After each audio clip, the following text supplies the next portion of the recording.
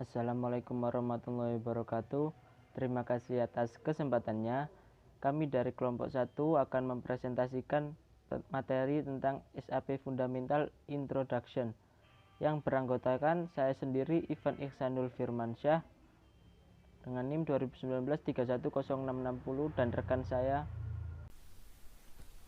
Baik, selamat siang. Terima kasih atas kesempatannya. Nama saya Avian dengan NIM 2019-310328.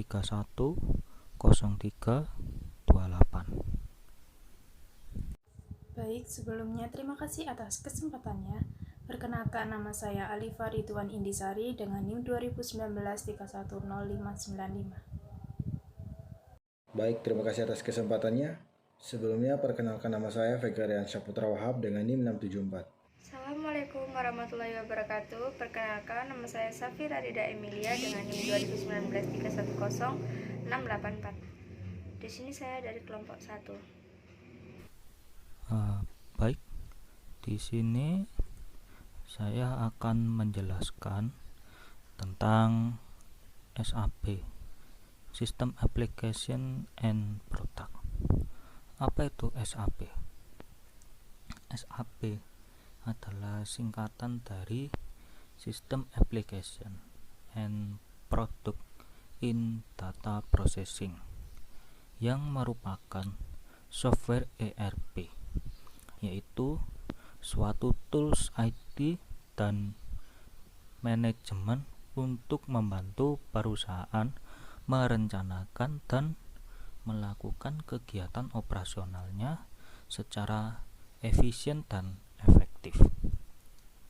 Sedangkan software ERP di sini adalah singkatan dari Enterprise Resource Planning. ERP berkembang dari Manufacturing Resource Planning atau yang disebut dengan MRP 2, di mana MRP 2 sendiri adalah hasil evaluasi dari Material Requirement Planning atau MRP. ERP digunakan untuk mengintegrasikan seluruh bagian atau divisi perusahaan untuk mendapatkan data yang nantinya digunakan sebagai pengambil keputusan. Baik, untuk selanjutnya silakan tampilkan slide yang selanjutnya. Baik, pada awal tahun 2019 ini SAP sudah memiliki kurang lebih sekitar 420.000 customer di 180 negara dunia. Pesaing produk SAP di bidang ERP adalah Oracle, Microsoft Dynamics, dan lain-lain. Employee SAP mencapai kurang lebih sekitar 35.000 itu pada tahun 2005 dan 96.000 itu pada tahun 2019.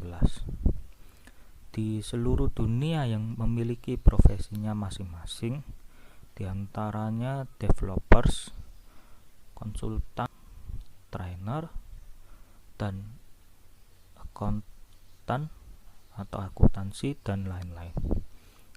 Program dan sponsor SAP diantaranya adalah program trainer mahasiswa, sponsor klub sepak bola seperti Manchester City dan tim nasional Jerman.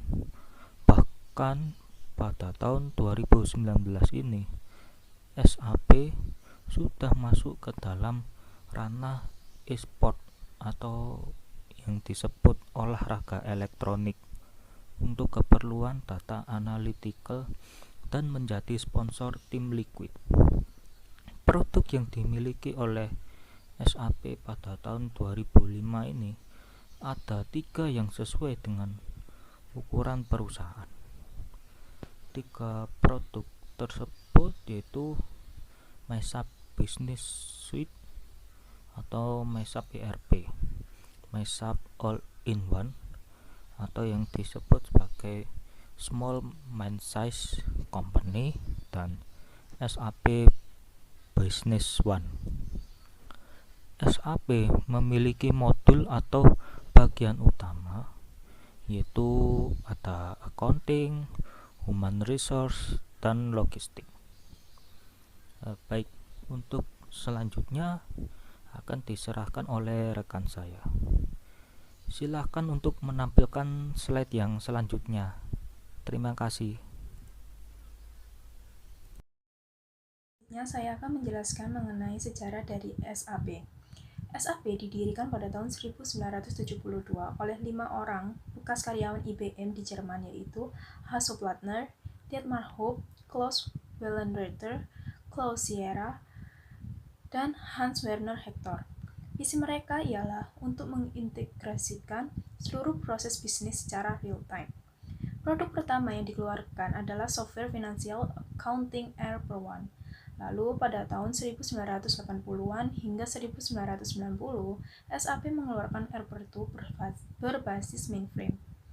Pada tahun 1993, setelah instalasi sukses, pelanggan percontohan dipilih. SAP ERP-3 dilepaskan ke general market. Di tahun 2004, Enterprise Service Architecture memberikan versi pertama SAP NetWeaver 04. Resonansi dari integritas baru dan platform aplikasi sangat banyak. Pada akhir 2004, produk baru memiliki lebih dari 1.000 pelanggan. Secara total, lebih dari 24.000 pelanggan dari lebih dari 120 negara menjalankan 84.000 instalasi software SAP. SAP mengumumkan masa depan Enterprise Service Architecture. Direncanakan pada pertengahan tahun perusahaan, semua aplikasi SAP akan layanan berbasis dan menawarkan pelanggan fleksibilitas maksimal. Sekian dari saya, selanjutnya akan dijelaskan oleh rekan saya. Terima kasih. Lanjutkan presentasi dari rekan saya, yaitu tentang cara memulai transaksi di SAP. Ada 3 cara memulai transaksi di SAP. Yang pertama, Business Suite. SAP Business Suite adalah sekumpulan aplikasi bisnis yang menyediakan integrasi informasi dan proses fungsionalitas untuk spesifik industri, unlimited scalability, dan kolaborasi yang mudah melalui internet. SAP Business Suite didasarkan pada platform teknologi SAP yang disebut NetWeaver. Dan yang kedua, All-in-One. SAP All-in-One adalah versi template dari ECC yang dijual dalam apa yang didefinisikan SAP sebagai pasar menengah. Sedangkan ECC dijual ke bisnis multimiliar dolar. SAP All-in-One digantikan oleh S4HANA. Kedua produk tersebut memiliki fungsi fitur transaksional yang sangat mirip. Keunggulan S4HANA adalah database. Dan yang terakhir, Business One. SAP Business One membantu untuk menyederhanakan dan merampingkan operasi bisnis dari akun dan keuangan, penjualan dan manajemen hubungan pelanggan, hingga produksi dan MRP. Ini akan membantu untuk menjalankan bisnis yang lebih baik. Yang selanjutnya, bagian-bagian SAP. Yang pertama, menu bar. Yang kedua, standar toolbar. Yang ketiga, title bar. Yang keempat, application toolbar. Yang kelima, common file. Yang keenam, status bar. Yang ketujuh, input file. Yang ke-8, checkbox. Yang ke-9, radio buttons. Yang ke-10, tab. Yang ke-11, transaction code. Dan yang terakhir, favorite or user menu. Selanjutnya akan dilanjutkan oleh rekan saya. Di sini rekan-rekan bisa memperhatikan tabel di sebelah kanan itu SAP atau Easy Access. Dan pertama, 3 informasi penting ketika log on ke sistem adalah clean, username, password. Dan yang kedua, layout SAP atau Easy Screen Access. Di samping kiri layar, teman-teman bisa lihat menu terdapat Command File, menu bar, menu toolbar. Adalah 3 cara navigasi untuk memulai transaksi standar toolbar. Transaction, kode, rollbase, menu yang berisikan transaksi dan laporan yang terkait dengan peran yang diberikan pada user. Status file, favorit. Dan yang ketiga, isi favorit dalam SAP adalah web, file, dan transaksi. Dan yang selanjutnya saya akan menjelaskan tentang model yang terdapat pada SAP. Yang pertama, Sales and Distribution adalah modul yang digunakan untuk mencatat pesanan, penjualan, dan jadwal pengiriman informasi kepada pelanggan. Yang kedua, Material Management. Material Management adalah mengelola pembelian barang mentah dari supplier serta penanganan barang mentah tersebut hingga menjadi barang yang siap distribusikan kepada pelanggan. Yang ketiga adalah Production Planning. Digunakan untuk mengelola perencanaan dan penjadwalan produksi. Dan yang keempat adalah Quality Management. Modul yang digunakan untuk merencanakan pencatatan kualitas suatu produk atau material yang nantinya akan diproduksi. Modul ini juga dapat digunakan untuk inspeksi produk. Dan yang kelima, Plant Maintenance. Plant Maintenance ini digunakan untuk mengelola resource atau sumber daya di pabrik seperti mesin untuk mengurangi kemungkinan kerusakan mesin. Dan yang terakhir itu keenam, Asset Management. Mengelola aset yang dimiliki oleh perusahaan seperti mesin atau teknologi yang memiliki depresiasi. Sekian. Assalamualaikum warahmatullahi wabarakatuh. Sebelumnya terima kasih atas kesempatannya. Di sini saya akan melanjutkan materi dari teman saya. Yang ketujuh, HR, Human Resource, mengelola seluruh kegiatan karyawan seperti rekrutasi, penggajian, pelatihan, dan perjalanan dinas karyawan. Yang kedelapan, Project System, perencanaan konstruksi dan pemasaran yang berbentuk proyek. 9. Financial Accounting, mencatat transaksi umum pada akun General Ledger yang nantinya akan menghasilkan laporan keuangan eksternal. Yang ke-10, Controlling, melayanan keuangan internal perusahaan seperti biaya produksi dan profitabilitas. Ya, selanjutnya contoh perusahaan yang menggunakan SAP.